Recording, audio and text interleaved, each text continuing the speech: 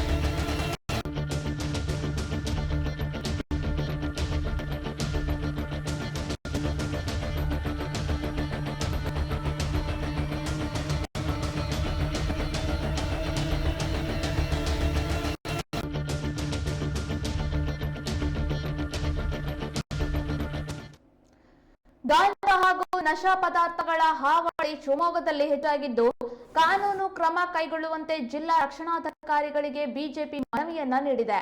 ವಿವಿಧ ತಾಲೂಕು ಮತ್ತು ಹಳ್ಳಿಗಳಲ್ಲಿ ಗಾಂಜಾ ಬೆಳೆದು ಮಾರಾಟ ಮಾಡಲಾಗ್ತಾ ಇದೆ. ಯುವಕ ಯುವತಿಯರ ಜೀವನ ಹಾಳಾಗಿದೆ. ಕೂಡಲೇ ಪೊಲೀಸ್ ಇಲಾಖೆ ಕಟ್ಟುನಿಟ್ಟಿನ ಕ್ರಮವನ್ನ ಕೈಗೊಳ್ಳಬೇಕು.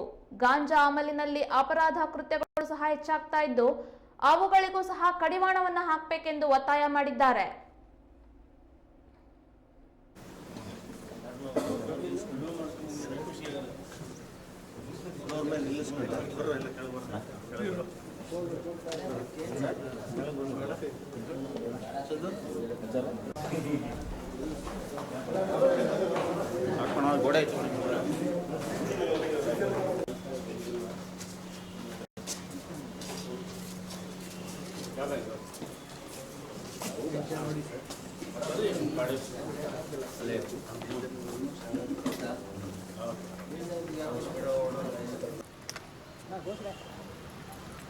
ಈ ಒಂದು ವಿಚಾರವಾಗಿ ಇನ್ನೊಂದಷ್ಟು ಕೂಲಂಕುಷವಾಗಿ ಈ ವಿಚಾರವನ್ನು ಕಾನೂನು ಸುವ್ಯವಸ್ಥೆ ಹದಗೆಟ್ಟಿರ್ತಕ್ಕಂಥ ಒಂದು ರೀತಿಯ ಕೇಂದ್ರಗಳು ಇರೋದನ್ನು ಗಮನಿಸಿ ಭೇಟಿ ಮಾಡಿ ಅವ್ರಿಗೆಲ್ಲ ರೀತಿಯ ಮಾಹಿತಿ ಸಂಚಾಲಕರಾಗಿರ್ತಕ್ಕಂಥ ರಾಕೇಶ್ ಗೌಡ ಮತ್ತು ಎಲ್ಲ ನಮ್ಮ ಯುವಕರನ್ನು ಸ್ವೀಕರಿಸಿ ಬಿಜೆಪಿ ರಾಜ್ಯ ವ್ಯಾಪಾರ ಮತ್ತು ವಾಣಿಜ್ಯ ಪ್ರಕೋಷ್ಠದಿಂದ ಈ ರಾಜ್ಯಾದ್ಯಂತ ನಡೀತಿರುವ ಈ ಒಂದು ಗಾಂಜಾ ಹಾವಳಿ, ಇದರಿಂದ ಇವತ್ತು ಅಮಾಯಕರ ಯುವಕರ ಮೇಲೆ ಆಗ್ತಿರುವಂತಹ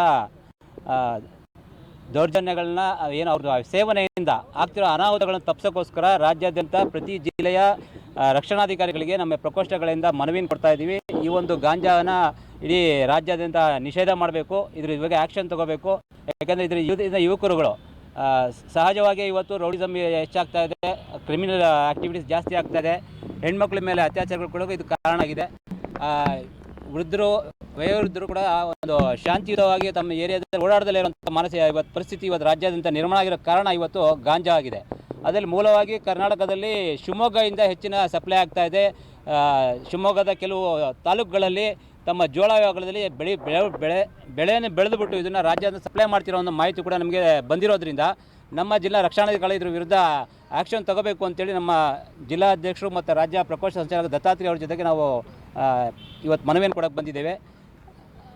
ಈ ವಿಚಾರವಾಗಿ ಏನು ರಕ್ಷಣಾಧಿಕಾರಿ ಭರವಸೆ ಕೊಟ್ಟಿದ್ದಾರೆ, ಇದ್ರ ಆ್ಯಕ್ಷನ್ ತಗೊಳ್ತೀವಿ ಅಂತ. ಅಕಸ್ಮಾತ್ ತಗೊಳ್ಳದಲ್ಲೇ ಹೋದರೆ ಇದು ರಾಜ್ಯಾದ್ಯಂತ ಉಗ್ರವಾದ ಹೋರಾಟ ಮಾಡಿ ಮುಂದಿನ ದಿನಗಳಲ್ಲಿ ಈಗ ಶಾಶ್ವತವಾಗಿ ಗಾಂಜಾನ ಇಡೀ ರಾಜ್ಯದಿಂದ ಕಿತ್ತೊಸೆಯುವ ಪ್ರಯತ್ನಕ್ಕೆ ನಮ್ಮ ಪ್ರಕೋಷ್ಠದಿಂದ ಮಾಡ್ತೀವಿ ಅಂತ ಈ ಹೇಳಿ ತಿಳಿಸ್ತೇನೆ.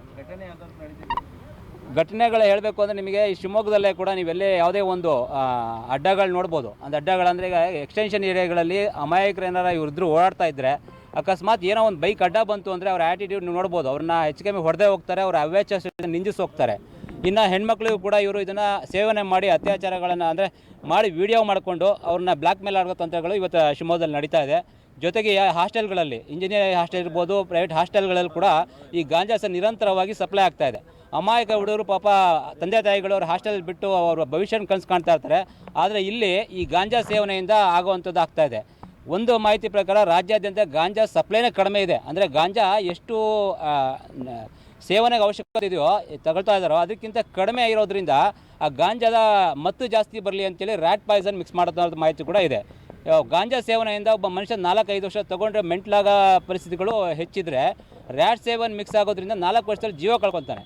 ಯಾವ ಮಕ್ಕಳುಗಳ ಕನಸು ಹೊತ್ಕೊಂಡು ತಂದೆ ತಾಯಿಗಳು ಕಾಯ್ತಾ ಇರ್ತಾರೋ 4 ವರ್ಷ ಅವ್ನು ಡಿಗ್ರಿನೋ ಅದು ಇನ್ನೊಂದು ಮುಗಿಸ್ಕೊಬರೋದ್ರೊಳಗೆ ತನ್ನ ಮಗನ ಸಾವು ನೋಡುವಂಥ ಪರಿಸ್ಥಿತಿ ಇವತ್ತು ರಾಜ್ಯದಲ್ಲಿ ನಡೀತಾ ಇದೆ. ಹಾಗಾಗಿ ಇದ್ರ ವಿರುದ್ಧ ನಾವು ಉಗ್ರವಾದ ಹೋರಾಟ ಮುಂದಿನ ಕೈಗೊಳ್ತೇವೆ. ಆದರೆ ಇವತ್ತು ಮೊದಲನೇ ಹಂತವಾಗಿ ರಾಜ್ಯದ ಆಲ್ರೆಡಿ ನಾವು 10 ಜಿಲ್ಲೆಯಲ್ಲಿ ಈ ಒಂದು ಮನವಿಯನ್ನು ಕೊಟ್ಟಿದ್ದೀವಿ. ಅದಾದ ನಂತರ ಕೆಲವು ಜಿಲ್ಲೆಗಳಲ್ಲಿ ಅದ್ರ ಬಗ್ಗೆ ಆ್ಯಕ್ಷನ್ ತೊಗೊಂಡಿದ್ದಾರೆ, ಕೆಲವು ಕಡೆ ರೈಡ್ಗಳು ಮಾಡಿದ್ದಾರೆ.